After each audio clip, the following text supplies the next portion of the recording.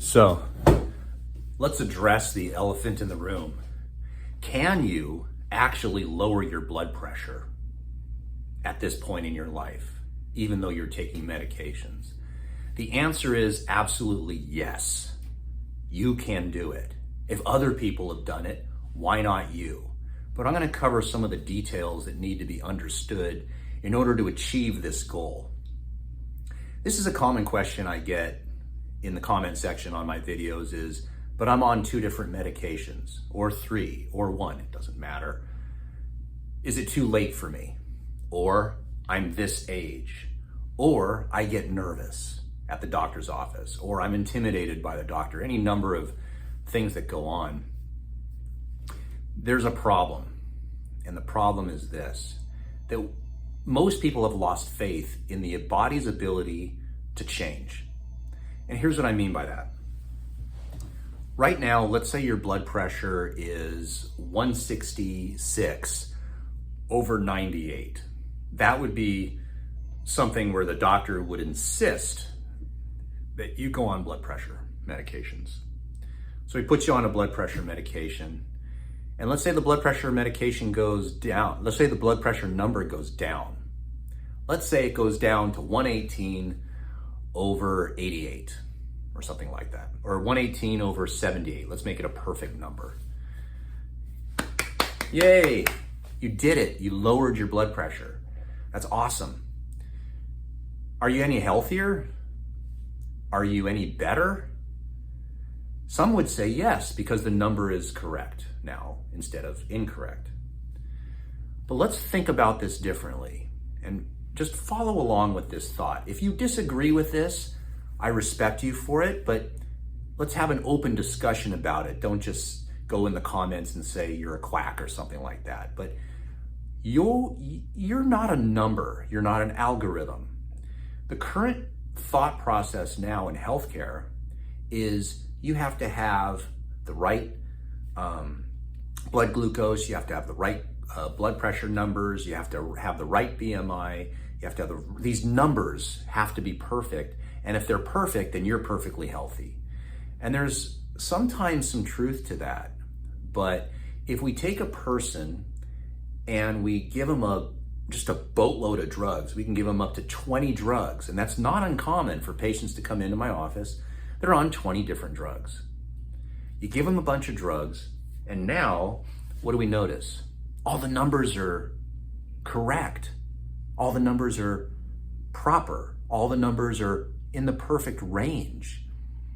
But are they healthier? I'm going to make the argument that they're not, because we tend to think of healthcare as a numbers game. And what's going to happen in the future, you watch. Artificial intelligence is going to take over healthcare if it hasn't already. I don't know when you're watching this, but pretty soon, before you know it, you're going to go and you're going to have a consultation online with a doctor AI. And they're going to ask you different questions, and you're going to go down the rabbit hole to get the proper diagnosis. And the proper diagnosis will always end in medication that can be prescribed to you over the internet.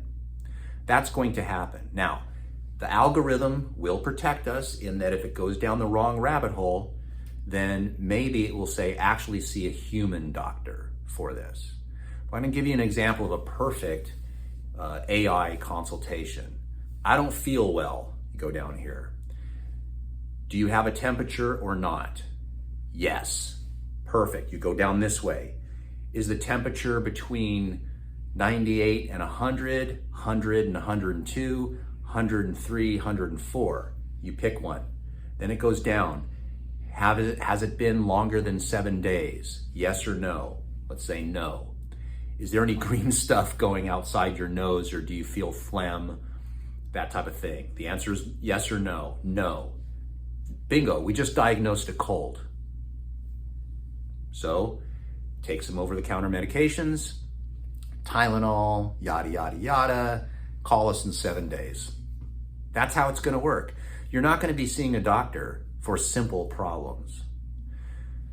The challenge with this is these are all treating not the symptoms per se, but they're treating the disease process. They're not getting you healthy. And that's what this is really about. If a person comes in, when they come in to see me, I think to myself, what is their state of health? How can I get them healthier? We don't worry about the symptoms in as much as how can we get them healthier? So let's bring it back to blood pressure.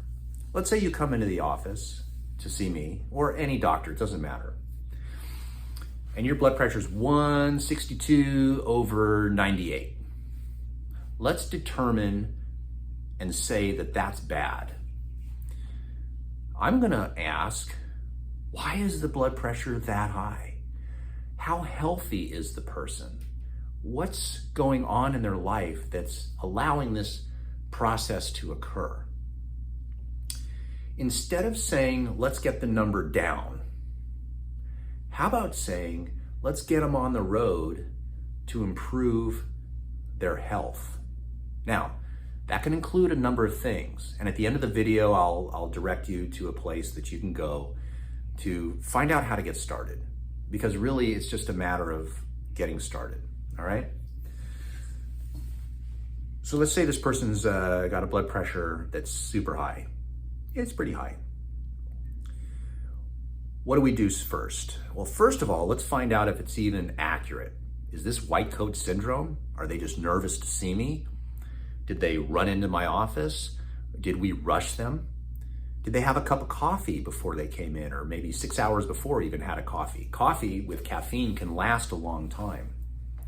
What was their diet like this morning? Okay, what was their life like? Let's first figure out, is this truly their resting blood pressure? Or is it just a number that happens to be at this moment?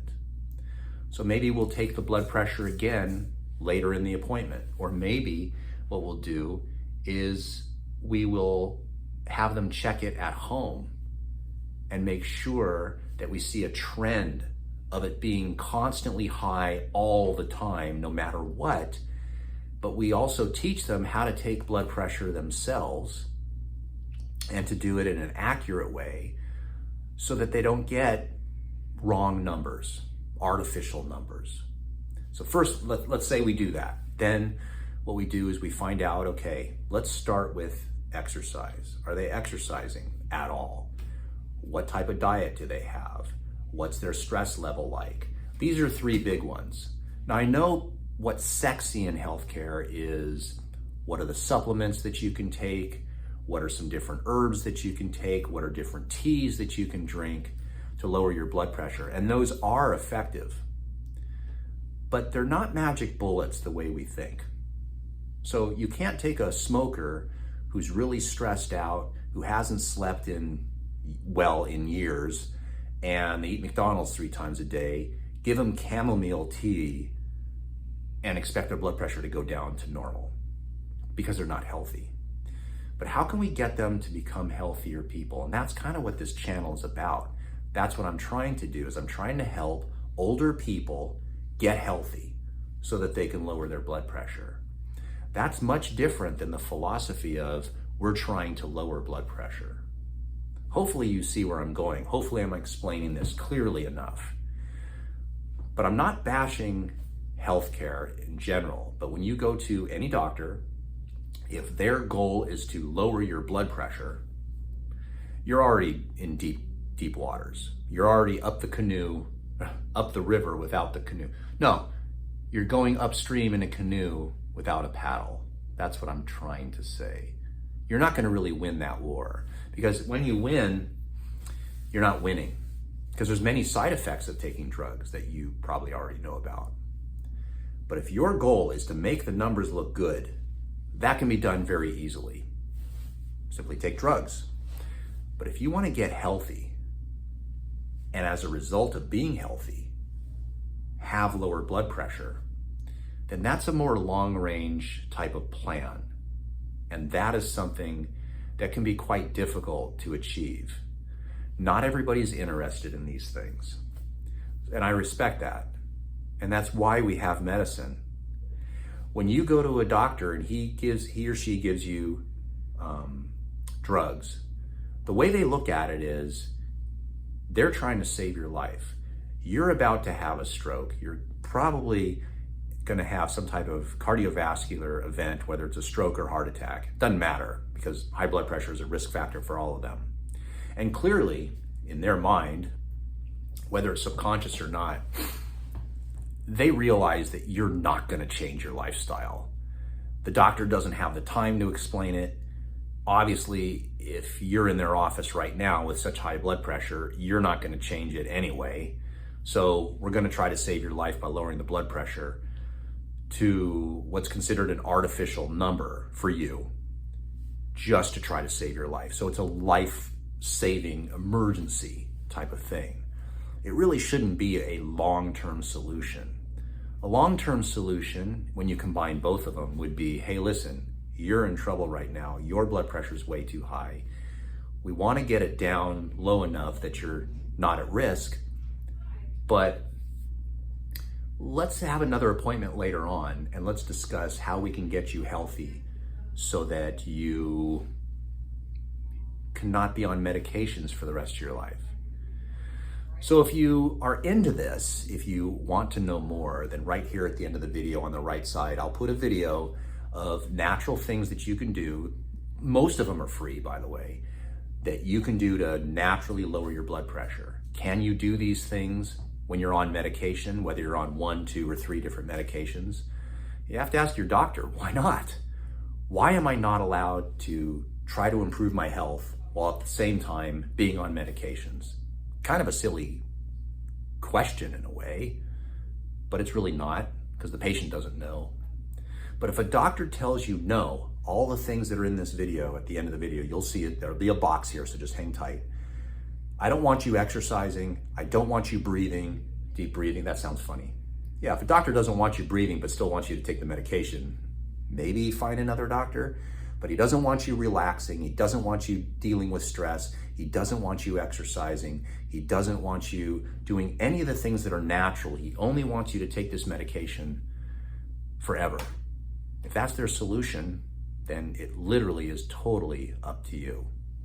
So I hope you thought this was interesting. Watch this video. It's coming up right now. It took me a long time to make this video. I know it's a long video, but if you take notes and you start applying yourself, you might be surprised how well the body naturally can recover and improve and help you so that you're not on medication for the rest of your life.